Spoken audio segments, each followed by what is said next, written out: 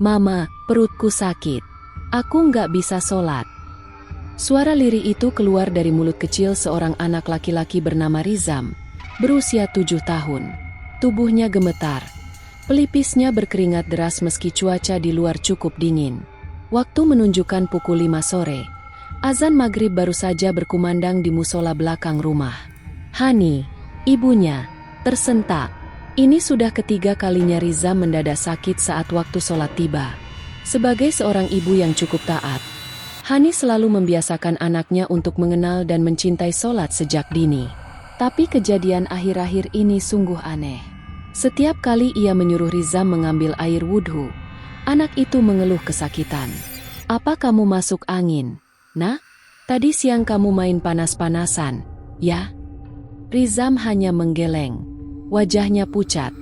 Keringat dingin membasahi leher dan dahi. Tiba-tiba tubuhnya limbung dan jatuh ke lantai. Matanya menatap kosong ke langit-langit kamar. Teguh, ayah Rizam, buru-buru mengangkat tubuh anak itu dan membaringkannya di atas kasur. Ia menatap Hani dengan cemas. "Kita harus bawa dia ke dokter besok pagi. Ini udah nggak wajar." Namun yang paling membuat Hani bingung, kejadian ini selalu muncul di waktu yang sama, saat azan berkumandang. Syubuh, zuhur, asyar, dan kini maghrib. Dan anehnya, begitu waktu sholat selesai dan iqamah di masjid telah berkumandang, tubuh Rizam perlahan kembali normal. Malam itu, Sinta, adik Hani yang tinggal di rumah belakang datang menjenguk. Ia seorang gadis muda yang sedikit peka terhadap hal-hal mistis. Saat melihat Rizam yang masih pucat, ia hanya berkata pelan, "Mbak, ini bukan sakit biasa. Aku ngerasa ada yang aneh di sekitar anak itu." Malam itu, suasana rumah terasa sunyi, meski hujan turun rintik di luar jendela. Rizam sudah tertidur, tapi Hani tak bisa memejamkan mata. Kata-kata Sinta sore tadi terus terngiang. Ini bukan sakit biasa. Pagi harinya, Teguh membawa Rizam ke dokter umum. Pemeriksaan dilakukan lengkap, tekanan darah, suhu tubuh, bahkan röntgen paru-paru. Hasilnya, normal. Tidak ada tanda-tanda penyakit berat. "Anak ini sehat, Bu. Mungkin hanya kecapean. Banyak istirahat, ya," ujar sang dokter sambil tersenyum. Namun, Hani tidak bisa tersenyum balik. Ada sesuatu yang terus mengusik hatinya. Siang hari, tepat pukul 12, azan zuhur berkumandang dari musola. Hani memanggil Rizam untuk wudhu. Baru melangkah ke kamar mandi, anak itu tiba-tiba memegangi dadanya. "Aduh, Ma sakit lagi panas-panas," ucapnya pelan sambil terhuyung. Hani cepat menahan tubuh anaknya. Matanya membelalak, dahi Rizam benar-benar membara, seperti habis terkena uap air panas. Tapi 15 menit kemudian, begitu iqamah dikumandangkan, suhu tubuhnya menurun sendiri. Tak ada demam, tak ada keluhan.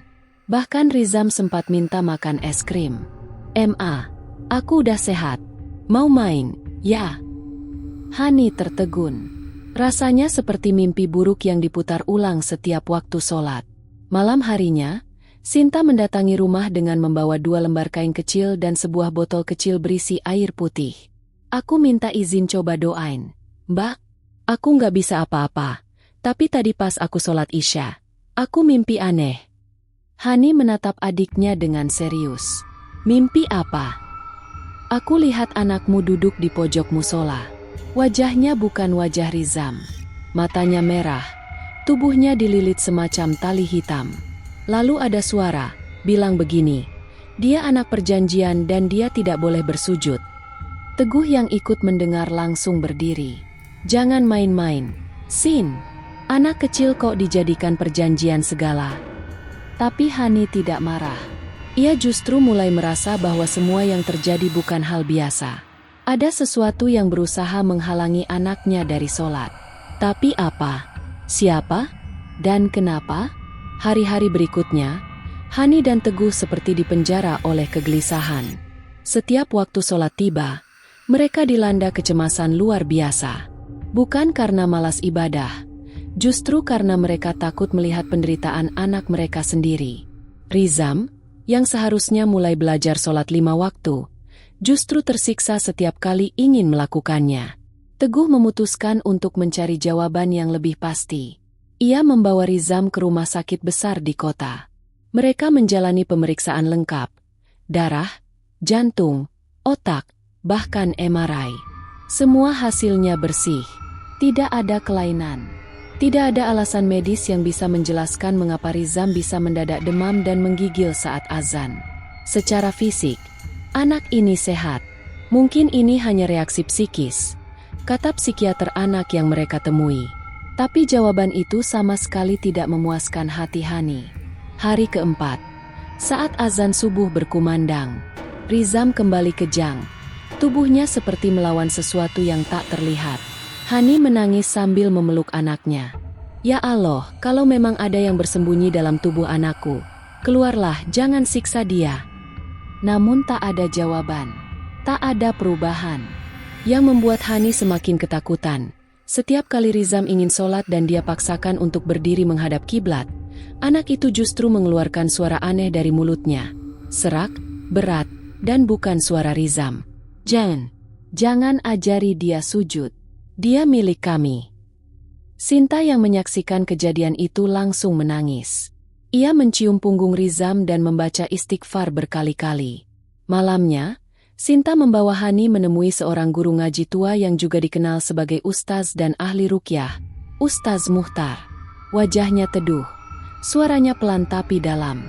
Bu Hani, kalau semua pintu dunia sudah tertutup, maka jangan ragu untuk mengetuk pintu langit. Tapi kita harus tahu dulu, siapa yang mengetuk rumah anak ibu dan apa tujuannya. Ustaz Muhtar menyarankan agar ruqyah dilakukan langsung di rumah Hani, agar makhluk yang mengganggu tidak lari. Jika benar ada yang menumpang di tubuh anak itu, insya Allah akan ketahuan. Malam itu udara terasa lebih dingin dari biasanya. Langit mendung, tapi hujan tak kunjung turun. Rumah Hani sunyi. Hanya terdengar suara detak jam dinding dan napas pendek Rizam yang tertidur di kamarnya. Tepat pukul 21, Ustaz Muhtar datang ditemani 2 santrinya.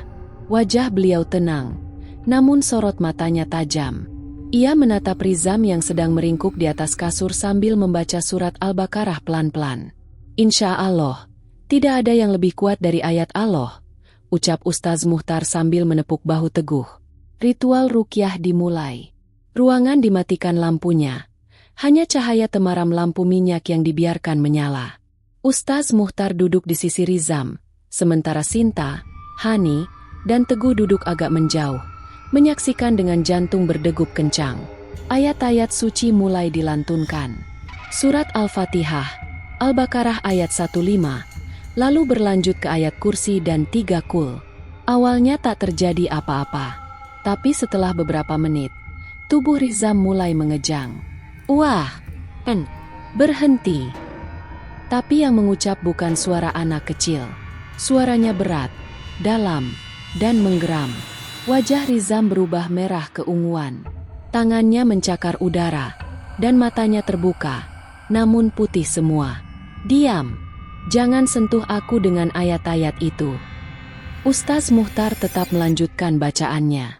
Santrinya membaca zikir berulang. Keringat dingin mulai membasahi tubuh Rizam. Namun suara dari mulutnya terus melawan. Dia milik perjanjian. Leluhurnya memberiku tempat. Jangan ambil dia dari kami. Hani menjerit kecil. Tapi Sinta memeluknya erat. Teguh sudah ingin melangkah maju. Namun Ustaz Muhtar mengangkat tangan menahannya. Aku tahu siapa kamu, ucap Ustaz pelan. Kamu bukan pemilik tubuh ini. Kamu hanya penumpang. Suara itu tertawa miris. 7 generasi. Leluhurnya dulu menghancurkan tempat kami. Kami menunggu, dan kini waktunya balas. Ruqyah berlangsung hampir 1 jam. Di akhir sesi, tubuh Rizam melemah dan pingsan. Suasana mencekam perlahan mereda. Ustaz Muhtar menutup Al-Quran dan menatap Teguh serta Hani. Ini bukan gangguan biasa. Ini makhluk dari golongan jin leluhur, yang dulu pernah dizalimi atau terusik oleh keluarga kalian. Mereka membuat perjanjian dengan leluhur Rizam, bisa jadi tanpa sadar. Dan sekarang mereka menagih janji itu. Teguh menggeleng, gemetar. Tapi, kami nggak pernah buat perjanjian apapun. Ustaz Muhtar menatapnya dalam. Mungkin bukan kalian, tapi bisa jadi dari kakek nenek, atau buyutnya. Dulu banyak yang mengikat perjanjian dengan jin untuk keselamatan, panen, atau kekayaan. Namun setiap perjanjian akan ditagih, walau 7 turunan. Esok harinya, Ustaz Muhtar kembali ke rumah Hani dengan membawa kitab kuno dan minyak zaitun yang telah diruqyah. Ia mengajak Teguh untuk berbincang pribadi di teras rumah. Ada yang ingin saya tanya, Pak Teguh. Adakah leluhur atau orang tua Anda yang dulu pernah bersinggungan dengan ilmu kebal, pesugihan, atau jimat? Teguh terdiam. Pandangannya kosong. Dulu, almarhum bapak saya memang pernah punya keris simpanan. Katanya warisan turun-temurun. Disimpan di loteng rumah lama. Katanya penjaga sawah biar nggak diganggu makhluk halus. Ustaz menghela napas panjang. Itulah akar masalahnya. Jin penjaga keris itulah yang menuntut haknya. Satu dari keturunan harus menjadi wadah mereka. Dan Rizam yang terpilih. Sejak malam itu, ruqyah dilakukan setiap malam. Setiap pembacaan ayat suci membuat jin dalam tubuh Rizam menjerit dan meraung. Aku tidak keluar. Anak ini milik kami. Jika aku pergi, satu dari kalian akan kubawa. Namun doa tak berhenti. Hani pun mulai bangun setiap malam untuk sholat tahajud, memohon kepada Allah dengan linangan air mata. Ya Allah, jangan ambil anakku. Jangan biarkan makhluk MU menghalangi dia bersujud pada MU. Setiap malam, ruqyah dilakukan. Tubuh Rizam terkadang panas, terkadang menggigil. Tapi di sela-sela ruqyah, ada satu hal aneh. Rizam mulai hafal surat pendek dengan sendirinya. Seolah Allah memberinya kekuatan dari dalam. 3 hari berturut-turut, Ustaz Muhtar mengajak Teguh, Hani, dan Sinta melakukan puasa sunnah. Ini bukan hanya tentang ruqyah. Ini tentang ketundukan keluarga kepada Allah. Jin tak akan kuat menghadapi rumah yang penuh zikir dan sholat. Pada malam ke-7, ketika surat Ar-Rahman dilantunkan, tubuh Rizam menggelepar hebat. Lalu terdengar suara gemuruh dari mulutnya. Aku pergi, tapi ingat, tidak semua janji bisa dibatalkan dengan ayat. Tubuh Rizam lalu lunglai. Nafasnya teratur, wajahnya bersih, dan untuk pertama kalinya dalam seminggu, ia membuka mata dan berkata, "Ma, boleh aku sholat sekarang?" Kemenangan atas gangguan gaib. Subuh keesokan harinya, untuk pertama kali dalam hidupnya, Rizam berdiri tegak di samping ayahnya. Tangannya gemetar memegang sajadah, tapi matanya berbinar. Ia menyebut nama Allah tanpa kesakitan. Ketika ia bersujud, air mata Hani mengalir deras. Terima kasih ya Allah. Anakku kembali. Beberapa hari kemudian, Teguh memutuskan untuk membakar keris peninggalan ayahnya. Dibacakan doa dan ditanam dalam tanah. Mereka menyudahi warisan kegelapan itu dengan cahaya keimanan. Sinta kini belajar lebih dalam tentang ilmu ruqyah dan perlindungan dari gangguan gaib. Ia mulai mengajar anak-anak menghafal doa-doa harian. Hani pun menceritakan kisah mereka di pengajian ibu-ibu, agar tak ada lagi yang mengalami seperti mereka. Jangan abaikan azan. Jangan tunda sholat. Jangan beri tempat pada kegelapan di rumah kita. Karena jin bisa menempati celah di hati yang lalai.